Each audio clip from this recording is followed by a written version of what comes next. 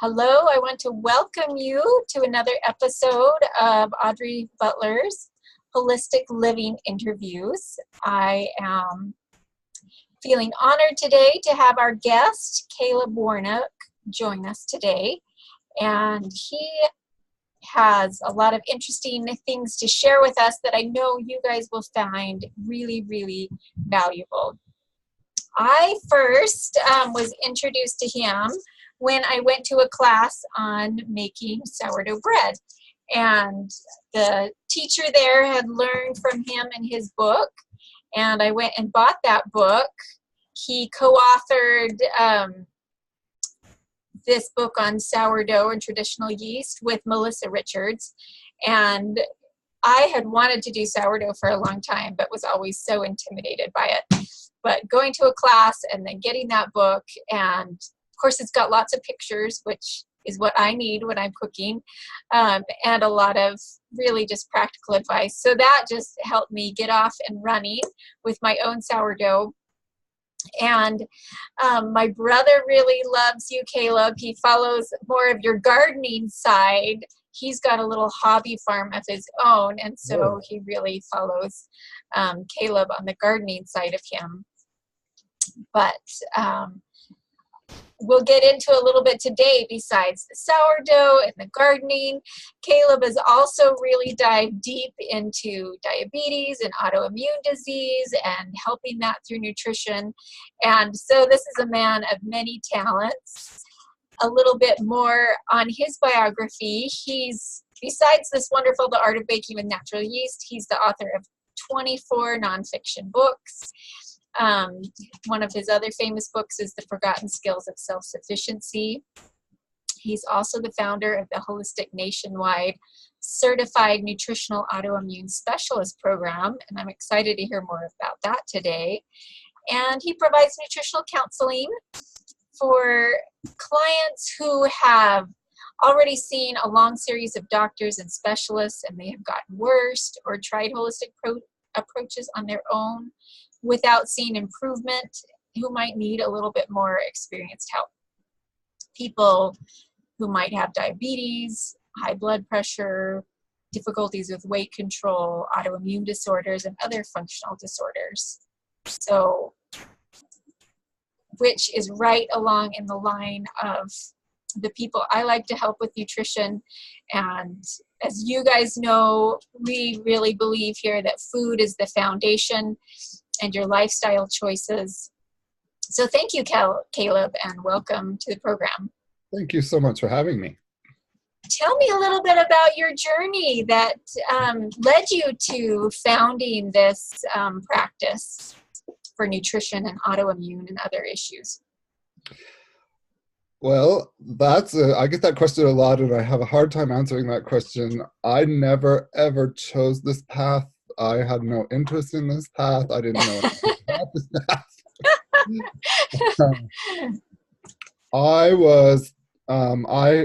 When I met Melissa Richardson, I was teaching a writing class for people who are serious about writing books, and Melissa walked in, and I'm known to be very plain-spoken.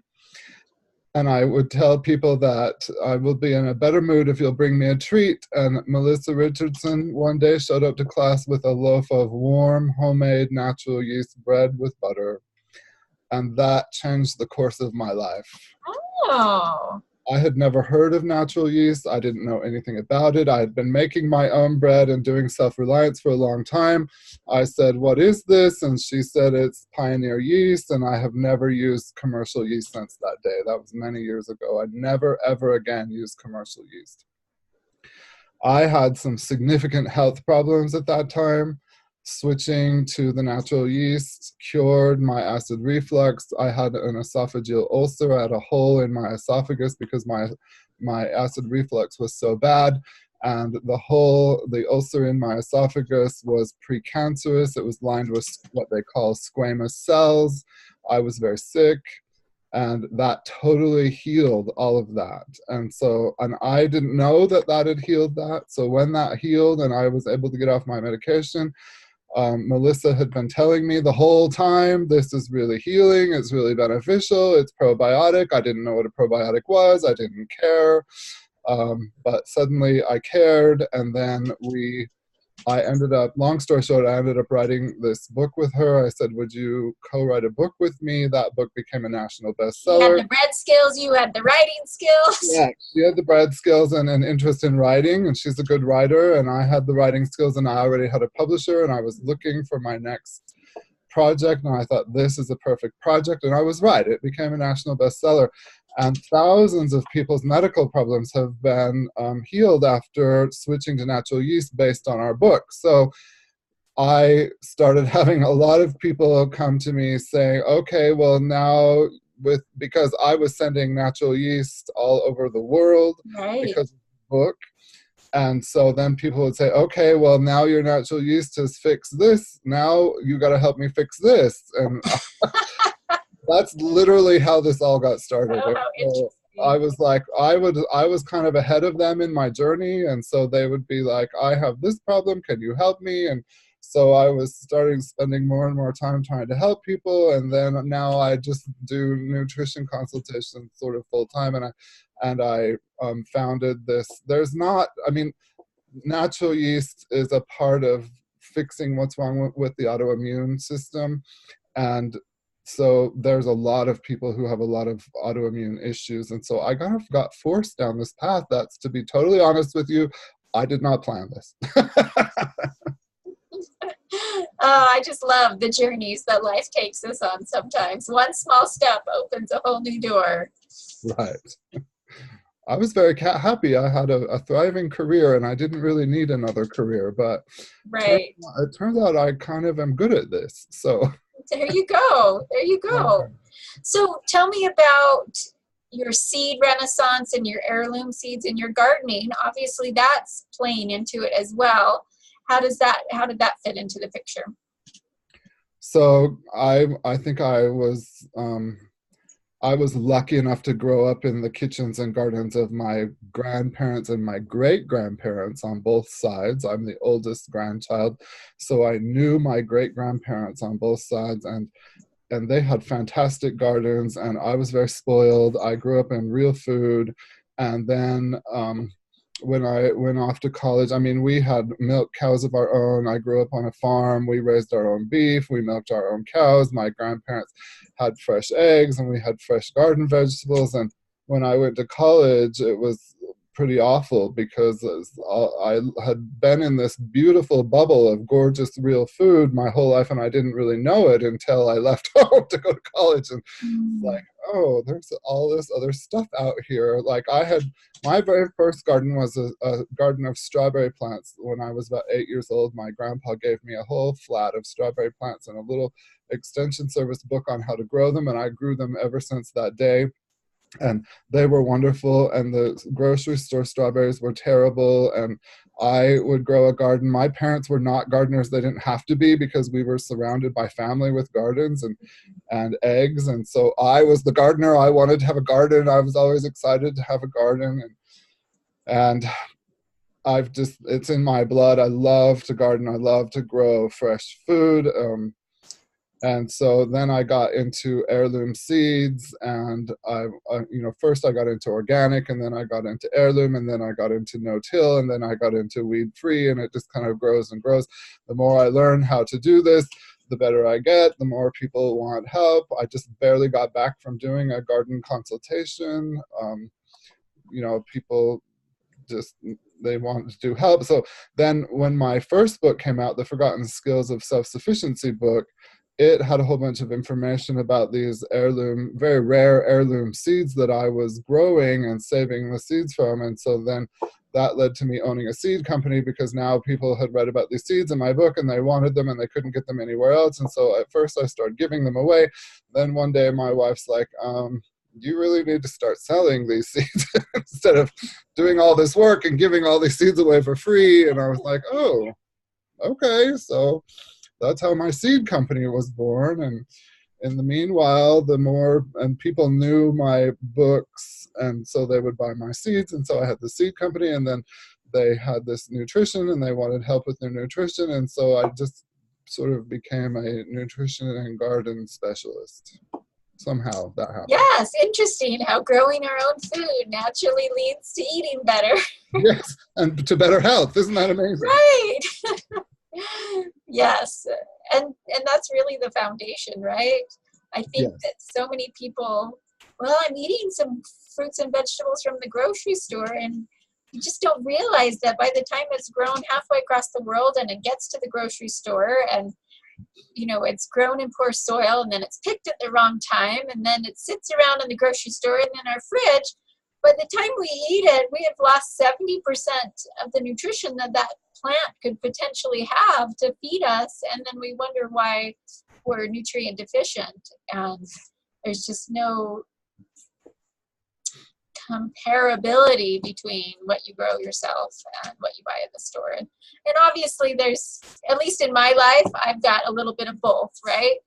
Yes. Things we still buy at the store, but I do try to grow some of my own things, and I've been experimenting with microgreens lately. I've got my whole southern exposure filled with these little microgreens growing, and Awesome. but it's just that idea that food freshly grown in the right environment is just astronomically more nutritious than what you get at the grocery store. Tastes so much better. That too. Tastes better. Really tastes better. Yes. But it's a come as you are party. I mean, not everyone is as far along the path as you and I are. And so some people need to learn how to make better choices in the grocery store. And some people there's just a lot of confusion out there, and a lot of really sick people who maybe are not aware yet of how much control they actually have over how they feel. And I think I see a lot of people who just don't know the connection between what goes in their mouth and how they feel. Something like your esophageal issues. Had you made the connection that maybe it was based on what you were eating? No, I had no idea at all. Yeah, and I agree that that's where we have to start, is making that connection. But when it happened, I got real interested because I wanted to know how did this happen? How did changing the way I made bread, because I'd been making homemade bread my whole life. So I was like, well, how did changing my yeast result in me healing an ulcer, a squamous ulcer in my esophagus? And when I learned how that happened, then it opened up a whole world to me. Like, what we put in our mouth really, really matters. So dive into that a little bit. Just give us a little snippet of what is it about natural yeast and probiotics and things like that can put us on a path to healing. It's all about pH and something called epithelial cells. And we have different parts of our body have different pH requirements. And all of our organs in our body are lined with something called epithelial cells. And epithelial cells are the cause for almost all autoimmune and many functional disorders. So when you get a hole in your esophagus, like right now, I have a client with something called eosinophilic esophagitis, which means that their throat is almost swollen closed. So the only thing they can eat is a liquid diet. And this kind of inflammation, the hole that was in my esophagus, this all results from there not being the correct pH for this lining called epithelial tissue, which kind of looks like carpet. Epithelial tissue is also called villi tissue. It does different things in different parts of the body. But for example, in the thyroid, the epithelial tissue is responsible for producing your thyroid hormone, for physically manufacturing your thyroid hormone. If you get inflammation in the epithelial tissue in your thyroid, then your whole life is affected by that. If you get inflammation in your esophagus and you get a lesion and the lesion turns squamous, then you get esophageal cancer, which is the path that I was on, and it was very painful, let me tell you. It's extremely painful. We didn't find out that I had an ulcer in my esophagus until I was taken to the emergency room. They thought I was having a heart attack, but after they did all these tests, and I was in my 20s, And they thought I was having a massive heart attack. They did all these tests, and it turns out there was a hole in my esophagus because my acid reflux had eaten a hole through the tissue in my esophagus. It was, and I had no idea that that was based on exactly that. All acid reflux, all heartburn is from poor diet choices. It's either from poor diet choices or it's from pharmaceutical medications. In my case, it was from poor diet choices. I was eating white flour. I loved bread. I loved making bread. I loved eating. I still love eating. I'm a big eater, and I always will be, but my weight was out of control, and I was eating so much simple carbs, and it was really messing up the pH of my stomach acid, and that was literally burnt a hole in my esophagus. And I was taking prescription medication for that, and it was getting worse and worse and worse. So that's how I stumbled onto this, but it turns out that everyone's needs are a little bit different. There's no, like, my body is a little different than your body, which is a little different than everybody else's body. And what I have been able to do is sort of specialize in helping people fix their specific issues, because your nutritional needs are going to be different than my nutritional needs are going to be different than everybody else's. And what are some of the signs that you use to help create those individual protocols? What kind of things help you say, well, this indication would mean you need a little bit more on this or that? So I spend a lot of time, we go through and I ask a whole bunch of questions, because it's all kind of related together. And people don't realize, I tell people that symptoms are the language of the body. And the human body speaks the language of symptoms, and we have to speak back to it through nutrition. So the body understands the language of nutrition, and it speaks the language of symptoms. So if you have something going wrong in your body, it's your body trying to communicate to you that you have to change something about your environment, about what you're eating, and I have to put those puzzle pieces together, and those puzzle pieces can be quite complicated. So I start out by asking people a whole bunch of questions, about an hour to 2 hours worth of questions, and then at the end of that time, I can kind of show them how this and this and this and this and this kind of link together to show me that there might be something wrong with your liver, there might be something wrong with your kidney, there might be something wrong with the pH of your small intestine or your large intestine, or whatever, something's going wrong somewhere. And then I tell them, this is what we're going to do. It's not always as cut and dried as that, but I tell people I work with low-hanging fruit. So just from experience, I know what works most of the time for most of the people with this specific set of issues. So we're going to start here, and this is what we're going to do for you. And then and this is the result that I expect this to produce in this time frame. If that does not work, then what we're going to do is become more aggressive and move to a more aggressive plan. Does that make sense? Mm-hmm. And adjust it from there. So start with the foundation and then tweak it as you need to. Yes. Yeah. So what are some of those foundational things that you feel like most people could benefit from? Starting by cutting out white flour and adding in yeast or other probiotics, or? It depends on what is wrong with you. I mean, some people, today I can tolerate some white flour so long as I am regularly using my living probiotics. Where before, and I haven't had heartburn in years and years, and I have no more problems with my esophagus. So occasionally I can have something with white flour in it, because now I know how to maintain my correct pH and to make sure that my nutrition is correct. And that's kind of what I teach people how to do, is fix their individual symptom. And usually the problem with autoimmune is that they multiply, and so by the time people get to me, they've literally tried everything else. Nobody comes to me first. They've been to their doctor, then they've been to another doctor. Their doctor has sent them to 3 different specialists. They've tried every medication. People come to me and they've tried lots of different things, and instead of getting better, they've gotten worse.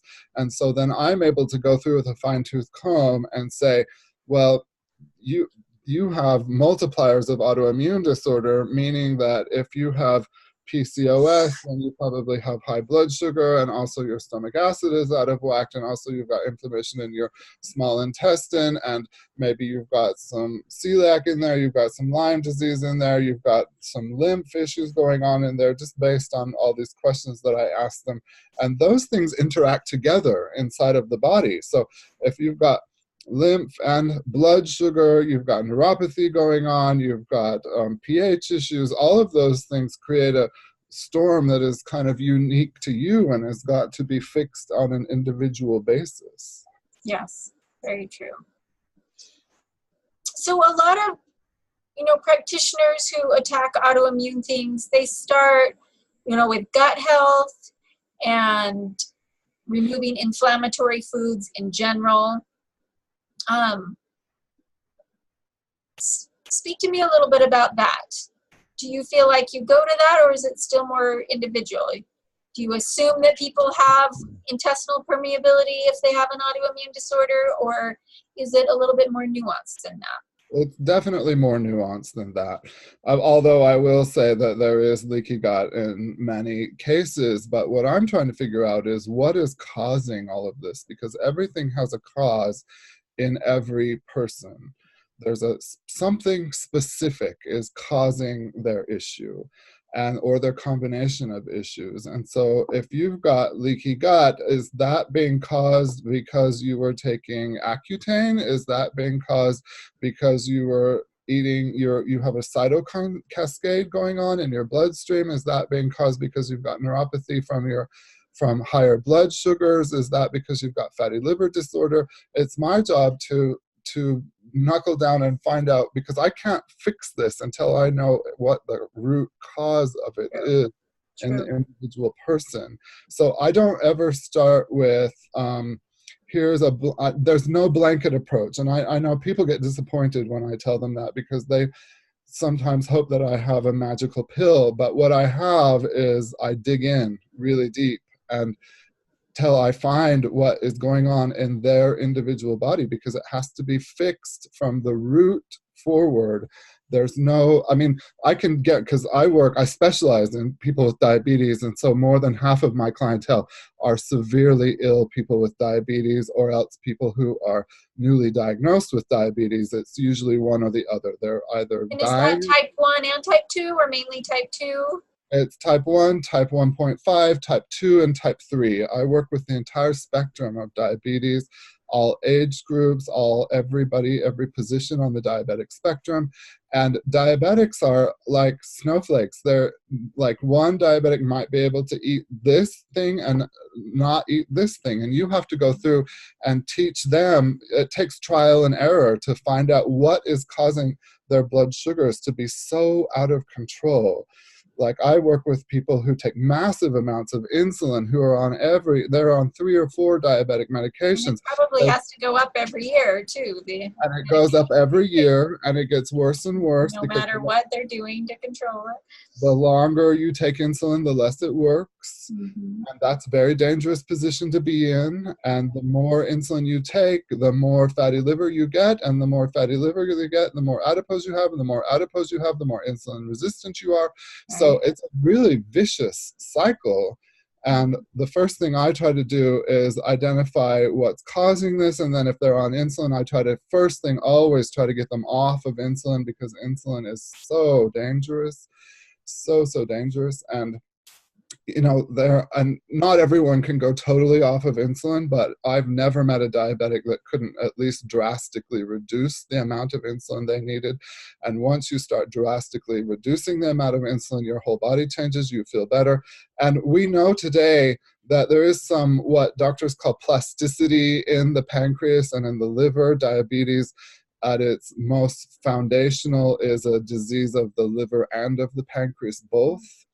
And it is not just the pancreas, it's pancreas and liver both. And we know there's some plasticity. Do you think that a lot of just normal family practitioners recognize the liver's role in diabetes? No. You need an endocrinologist. If you have diabetes that's out of control, most family practitioners don't deal with that. They will send you to an endocrinologist. And an endocrinologist might be able, because there's forms of diabetes called gluconeogenesis. There's insulin resistance. There's Down phenomenon. There's a whole bunch. I mean, there's dozens of positions on the diabetic spectrum, and family practitioners are not trained in any of that. They'll just How about the endocrinologist? Do you feel like they are on board with the liver's role in it as well? Some of them understand the role of the liver in gluconeogenesis and the adipose tissue and that kind of thing. Certainly understand it, but I have yet to meet one that will, because it requires an enormous amount of time to fix that nutritionally, and endocrinologists and doctors don't have that. Like, if people come to me and they're on insulin and diabetic medications and their numbers are getting worse and worse, I will typically spend 5 to 6 hours a week with them for $40 a week. There's no doctor or endocrinologist in the world that will do that for that kind of money. Sure. So and no insurance company that will reimburse them for that time. And no insurance company that will pay them for that. They're not really interested in that. They will give you more insulin, or they'll switch the kind of insulin for you. They seem pretty happy to give you more and more drugs and insulin. But that I like to point out to them and everybody else. And I'm not bashing doctors, because I work with people's doctors every single day, because I have to work with their doctors in order to take them off of their diabetic medication. So I work with doctors all day long, and the doctors are very happy with the results that I have, but they're not they don't have the time or the nutritional knowledge. They're not trained in nutrition. They're certainly not trained in diabetic nutrition. They have those ridiculous classes at the hospital that are absolutely ridiculous, that say, okay, well, have whatever amount of carbs per day, and then people just get sicker and sicker. But as long as you're taking enough insulin to match your carbs, then you'll be fine. Yeah, you'll never be fine, because there are 400,000 diabetic amputations every year in this country, and most of those, all of those are on medication, and most of them are on insulin as well. Right. So my definition of fine is not having my leg cut off. Right.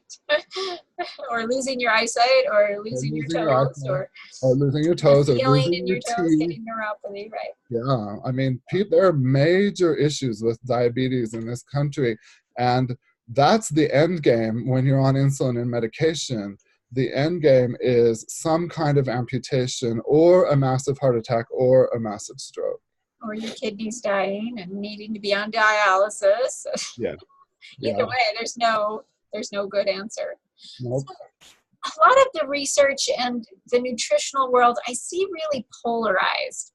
So there's this whole group of people who say we reverse diabetes using a vegetarian, very low fat, no oils approach. There's kind of that camp. And then there's another camp that's very, it's the ketogenic camp, where it's a very high fat, low carb.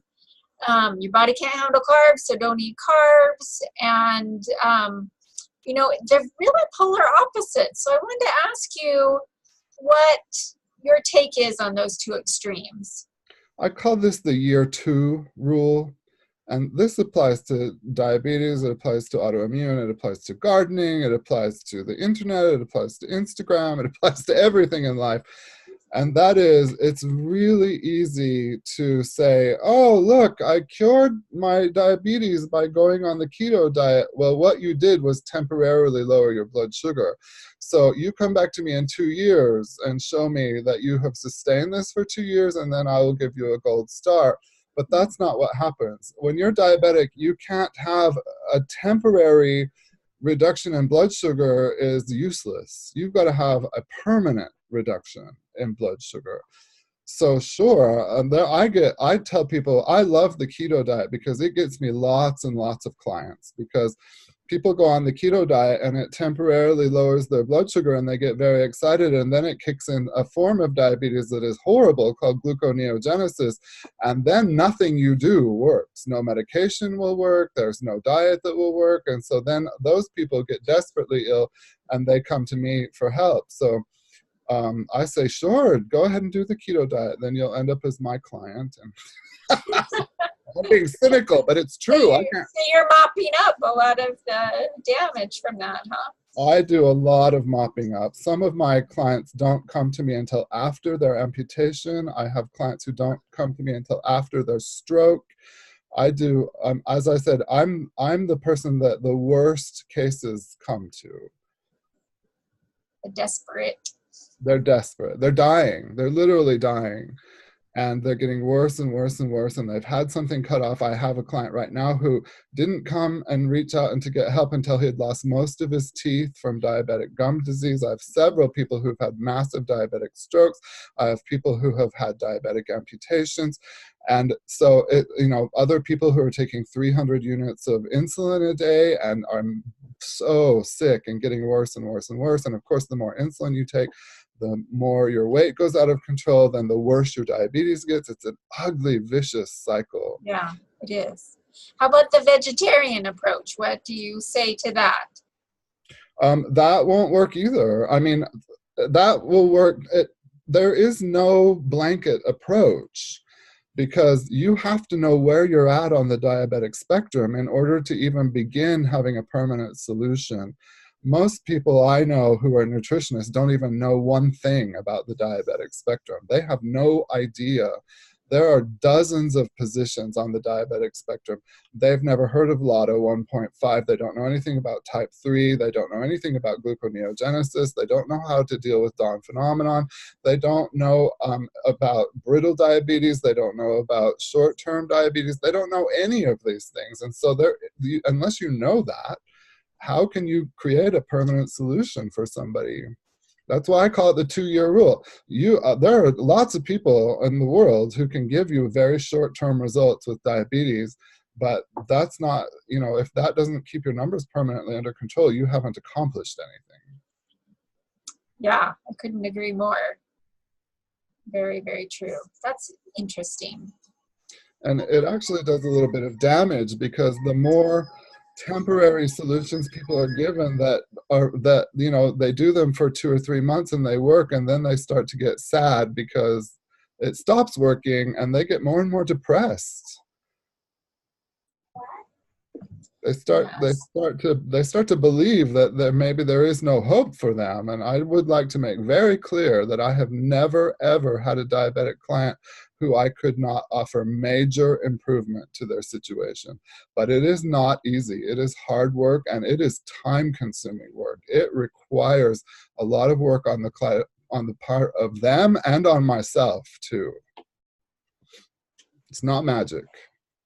Right. No, exactly. Very true. So,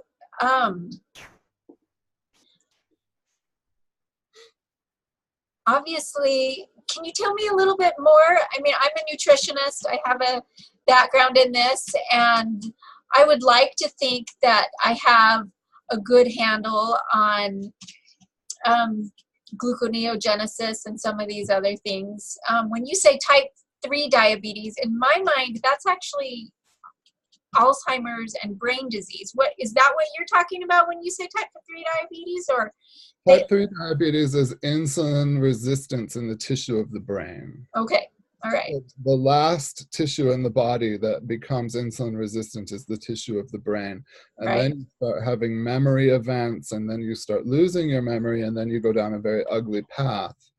And so I deal with all of those people. I have people that don't come to me until they've begun having major memory events. And major memory events are not, I forgot that the water was boiling on the stove. A major memory event is, I put the car keys in the pasta water to boil the car keys because I thought that was spaghetti. Oh, wow. The people who before you have full-blown Alzheimer's, you have little pockets of Alzheimer's where you do things that are crazy. And then you go back to being your normal self. And that happens for a period of time, at least a couple of years before you have full-blown Alzheimer's. That's because there's insulin resistance in the tissue of the brain. We know that now. That's been very well studied. It's not easy to fix, but it's a form of diabetes. Yes, I agree with that. I've also seen in some of my clients that concussion and traumatic brain injury is also can create that same inflammation that creates that insulin resistance in the brain as well. Have you Yes. seen that as well, that there's kind of So a couple of different avenues that you get to the same destination? what happens is those tissues become vulnerable because of something called a cytokine cascade. So when we have a molecule in our body called a cytokine that is physically responsible for manufacturing the inflammation of the tissue. And when you have vulnerable tissues, because you have had some kind of, I mean, it could be a concussion, it could be that you had an impact from an accident, it could be, it could be any number of things that you have damaged the tissue on a deep level. Those tissues are more vulnerable to a miscommunication called a cytokine cascade. And once you have a cytokine cascade, every single thing you put into your mouth affects a cytokine cascade, and that can blow up very quickly.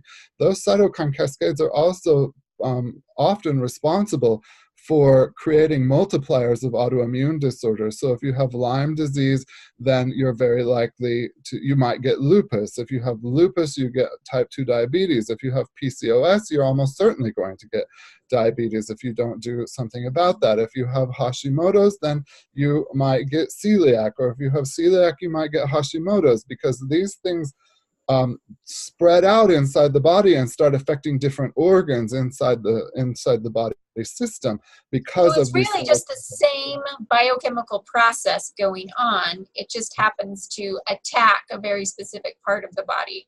Correct. But, and that's why, like you said, it's very common for someone to have that autoimmune disease manifest in one form, whether it's Hashimoto's or celiac or lupus. But then as the years go by, it blossoms in another area. And so it's very common for people to have more than one type of autoimmune issue.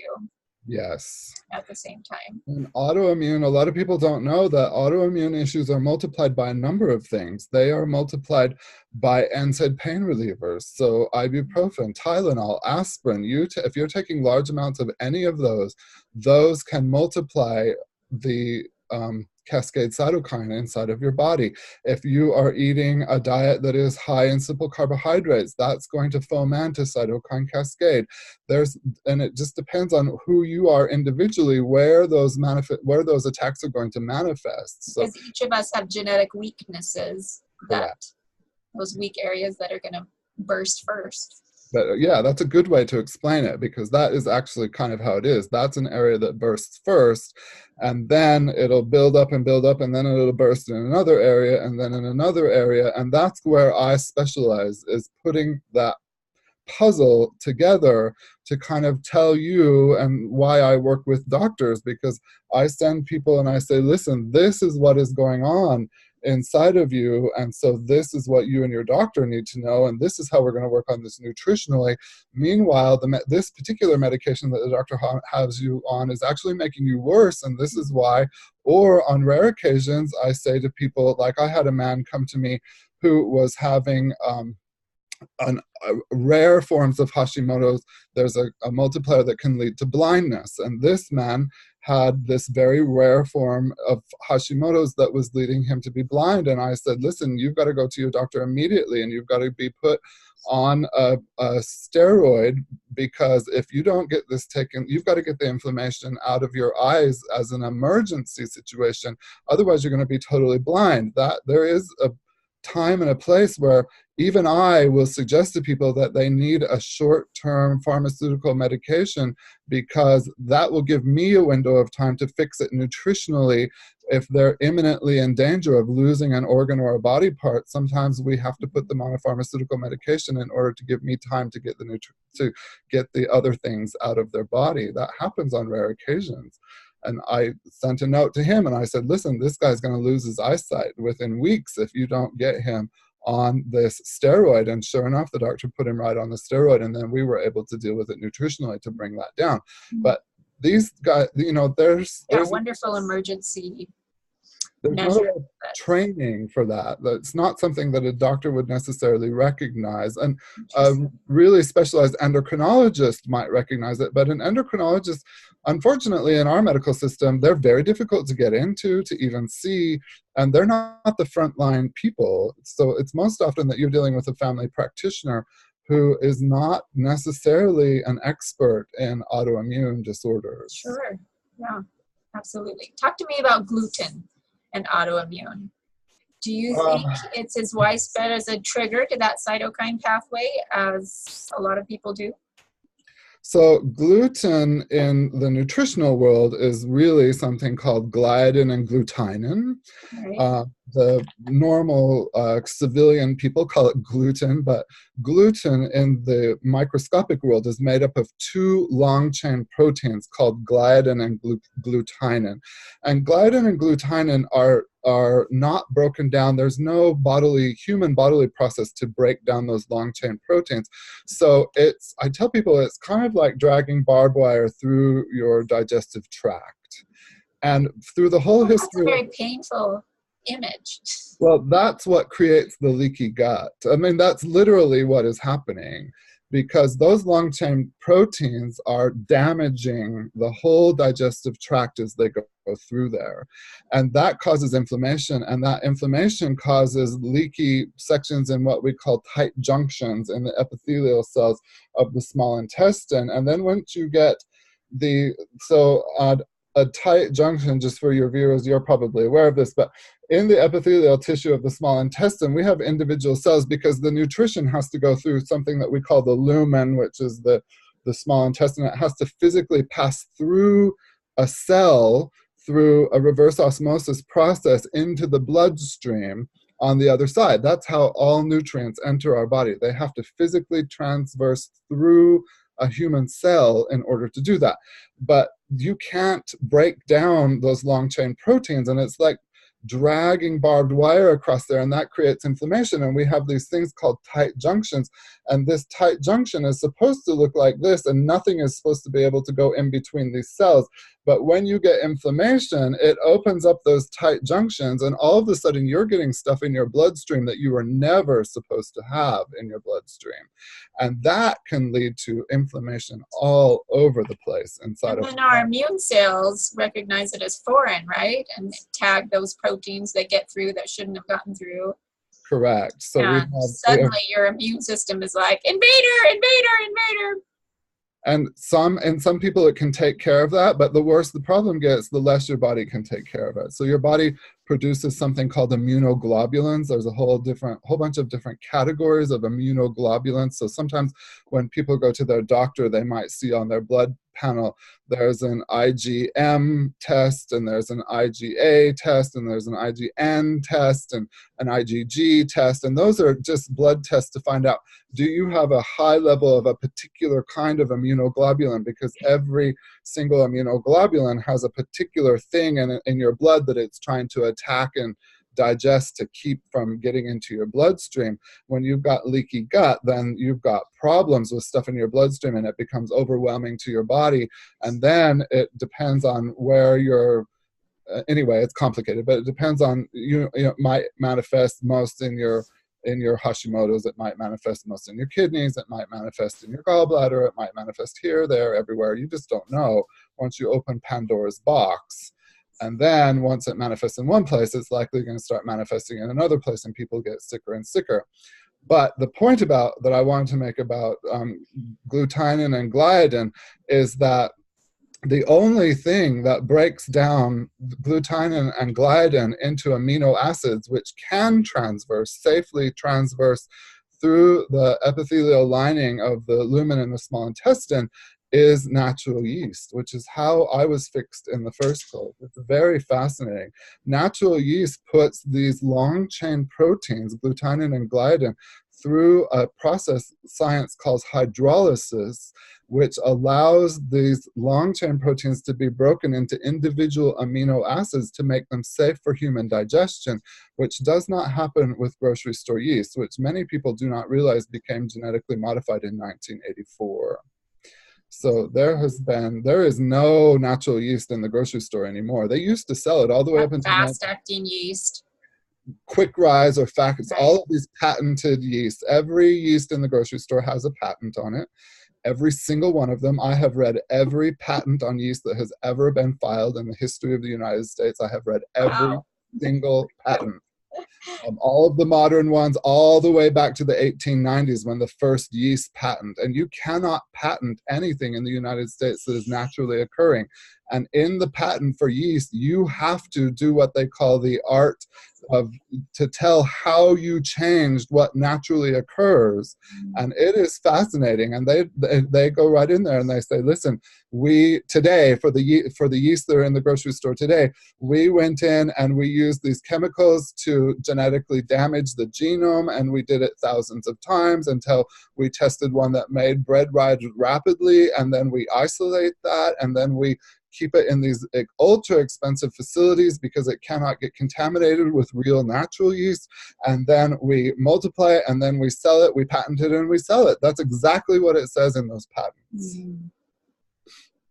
Well, and part of it is the process too, right? They're making a yeast that is designed to make your bread rise in 30 minutes. And even if that yeast did have the capability of pre-digesting those proteins, we wouldn't be giving it enough time, right?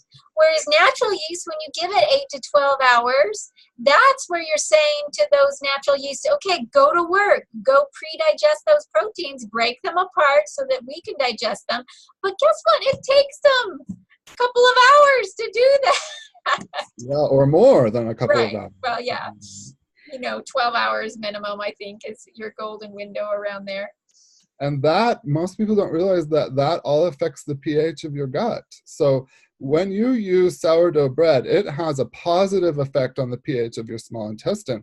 When you use white flour genetically modified yeast, it has a negative impact. It makes When you say positive, do you mean more alkaline versus negative being more acidic? Is that what you're talking about? Well, it depends on the part of the body. The small intestine, specifically the small intestine, is supposed to be slightly acid, where the stomach is supposed to be a 2 on the pH scale. Yeah, we want that very acid. Small intestine is supposed to be about a 5.5 on the pH scale. Okay. And when you get even if you go from 5.5 to 5.6, that's 100 times on the acid scale. Moving from 5.5 on the pH scale to 5.6 is 100-fold increase on the pH scale. And that has a major effect on something called the cation exchange rate in the gut. And the cation exchange rate is responsible for what goes through you, what goes into you, how things are broken down, and whether or not the tissue, the epithelial tissue of the small intestine is becoming inflamed. And once there is inflammation in the epithelial tissue of the small intestine, that barbed wire of the undigestible gluten, it becomes very easy to damage inflamed tissue. It's far more easy to damage inflamed tissue than it is to damage normal, healthy tissue. So then you start a whole cascade of issues that, make people sick. That is a nuance that is incredibly powerful, right? Yeah, oh yes. Yeah. Just something like that could be so easily passed over. But there's so many people suffering from it. So many people. Oh, I'm so sorry. I don't know what this is. Give me a moment. This is the problem with working online, is that people can call you in the middle of an interview. I apologize for that. That's okay. No worries. I wanted to just close our interview with asking you if there was anything that you could really say to people who aren't in the full-blown disease stage, but perhaps are in the beginning stages and don't even know it, whether that's diabetes or autoimmune, and really are in a position to prevent some of these conditions. What are some of if you had to pick your top 3 things that you could plead with people to do with their eating habits, what would you say to them? I would say it's going to be far cheaper and easier for you to take care of this now than to wait to take care of it later. Because if you have the beginnings of inflammation anywhere in your body, at some point it's going to have to be taken care of. You're not going to have a choice. You're going to develop a full-blown something or other, and it's going to force you to take care of it, or you're going to die. And I know that sounds very grave, but you remember, I have to clean up the mess of people who wait. And it's so much easier. I just weep for these people. Can I just tell you that people who have had diabetic strokes are the most difficult to deal with of all, because they have cognitive impairment. You think it's hard to change your diet right now. Just wait till you've had a major stroke and you have cognitive impairment. And if you don't change your diet, you're going to die. But it's so hard to change your diet because you're no longer the same person that you were. They have great difficulty controlling their emotions. They have enormous difficulty with the textures of different foods. The only thing they crave is the stuff that is going to make them sick, sick, sick, sick, sick. These are the kinds of people that I have to deal with. So deal with it now. If you've got some kind of symptom going on that is making you pay attention to it, and you don't know how to fix it, then reach out and get help and get it taken care of while it's still simple and easy and cheap to do. And those symptoms like we ignore, like heartburn, like right? heartburn. Or a little bit of stomach aches, or maybe we're not sleeping as well, or we have to have caffeine during the day because our energy levels are low. You know, those are things that I think most people just manage with a little over-the-counter medications and totally ignore, right? They're not even thinking that that is connected. You need 3 bowel movements a day. If you're not having 3 bowel movements a day, the pH of your bowel is not right. So I would pay attention, first of all, to the bowel movements, because people who have the correct pH of their bowel have 3 bowel movements a day. If you're not having 3 bowel movements a day, something is wrong. If you have diarrhea and constipation, something is wrong. You need to get that fixed and taken care of, because that'll lead to much worse things. And everybody should get their blood sugar tested every year. When you go into your doctor to have a blood panel, have an A1C or a blood glucose done. They do them for free at every Walmart in the nation every 3 months. If you have diabetes or pre-diabetes, get it taken care of before your teeth start to fall out of your head, before you start to lose sight in one eye or both eyes. Get it taken care of. I also have a good track record of helping people with PCOS. There are so many women walking around with polycystic ovarian syndrome who are suffering, who could get this totally taken care of if they were willing to come in and get some help. It's, you know, people who are desperate for children who cannot get pregnant because of PCOS. I can help you with that without intervention. Your hair loss, going totally bald because of PCOS, I can help you with those things. Nutritionally, come in and get some help. I tell everybody, put me to the test. I have a good track record. I'm totally confident in my skill level. If you're ready to make nutritional changes, get help. Get help. Yes, absolutely. I could not agree with more. And what a great resource you are. So grateful that I can share you with my audience, and thank you again for being on the show. Just real quick, where can people reach you? Do you have I know you've got a website. Do you have a phone number you'd like me to put out there? I'm horrible at being reached.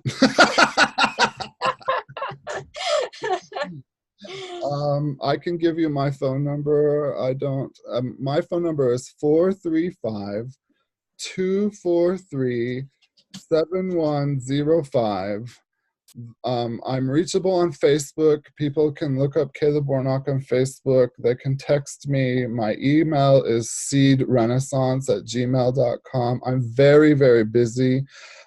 There's a waiting list of people to see me right now. And I try to prioritize the sickest cases over, so I can't guarantee that you can get in to see me immediately. Unless you're on a lot of insulin or you're really, really sick, then I will get you up to, I try to see people in the order of need that they need to be seen. But I don't know. Does that answer your question? I know it's terrible. People are always saying, how do we get a hold of you? So, well, the people who are really determined to get help seem to get a hold of me. So There you go. All right. And you guys, I'll have some links and things like that at the bottom of this, as I always do. But thank you again for joining us today. Lots of great information. And it sounds to me like the number one thing you can offer people is hope. That even if they feel hope. like they've gotten to the end of their rope, that there's still a few other things that might be worth trying. Oh, yes, yes. Don't ever give up hope. I can help you. I can help you. If you've got something going on, I can help you. I have not met the person yet that I could not significantly help. And that's impressive. I love that. And of course, doing it with the power of food as your main arsenal is a beautiful, beautiful thing that I really love. All right. Thank you, Caleb. All right. Thank you for having me on. It's so nice to meet you. You're welcome. Goodbye. Bye-bye.